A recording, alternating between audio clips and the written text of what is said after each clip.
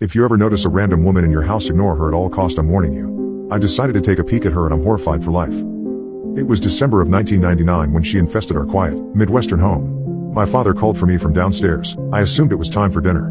He was standing at the bottom of the stairs and had his hand up in an effort to keep me from coming down.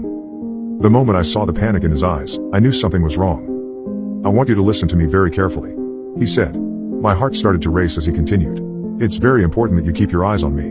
You're going to notice someone else in our home, but you must ignore her as much as possible. I almost started laughing, my 12-year-old mind trying to comprehend what he was getting at, assuming this was some sort of out-of-character joke.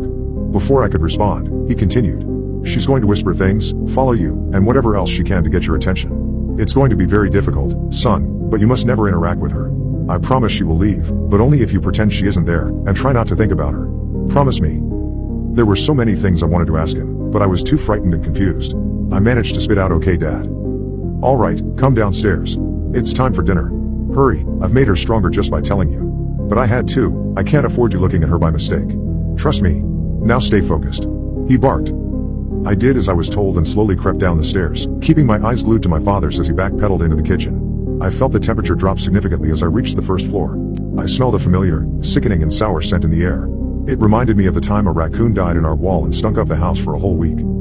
My father and I sat down at the table at the same time. My sister was across from me. Her head hung and her eyes stared at the empty porcelain plate in front of her. My mother pulled a casserole out of the oven. Her eyes were swollen and tear-stained. I kept my focus on my family, but out of the corner of my eye I could see a blurry mess of dark, matted hair, and sickly, gray skin. There was no energy in the kitchen, drained of all the warmth and laughter that usually accompanied our meals.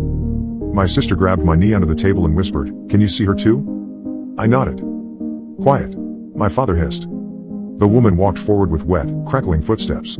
The smell was nauseating. She crept towards the table, stopping directly behind my sister, only a few inches away, and rested a decrepit hand on her shoulder. She winced in fear and stared at me.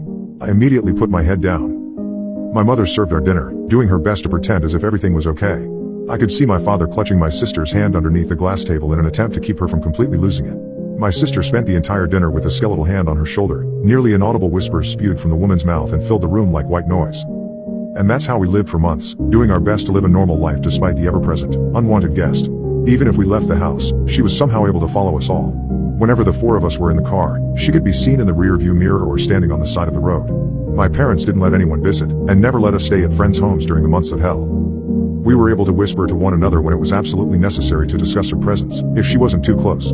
My father made us promise to never tell anyone. That was the only way to quarantine her, the parasite of attention. We concluded that she infected a single household at a time, unable to be seen by anyone outside the home unless their mind had been tainted with knowledge of her existence. I learned a few years later that my father was the reason for her arrival. His sister, back in the 70s, had been infected from another and had followed my aunt into their home. In 1999, for whatever reason, my father struggled to keep the thought of her at bay. In turn, he brought her back into his life. And ours. We kept the promise of keeping her a secret from others, and it was the hardest thing we've ever done. All of us tried leaving the house as a group, and she followed. We couldn't bring ourselves to break our family apart. It was hardest for my mother, who was stuck alone with her while we're at school and my father was at work. Everything changed the day my mother broke. It was a snowy February night. We had finished dinner and my mother decided to go to bed early. She was sitting on their bed, making herself almost impossible to ignore. My mother couldn't take it. I heard her screaming from the bedroom, demanding that she leave us alone. My father sprinted upstairs to try and stop her. That was the last I ever saw my mother. A pool of blood on the white carpet was all that remained. The woman was still there, but my mother was gone. In the following weeks, she whispered to me. She told me I could see my mother again. All I had to do was look and ask how. I never did. The reason I am telling you is because I want you to think about her. I saw her again, this morning, for the first time in 18 years. I cannot afford to lose my wife or children to the parasite. I need you to think about her dark hair and gray skin. Think about her in your home, so that she may leave mine. You're already infected, and eventually you're going to notice a woman in your home. You must ignore her. It's for your own good. I'm so sorry.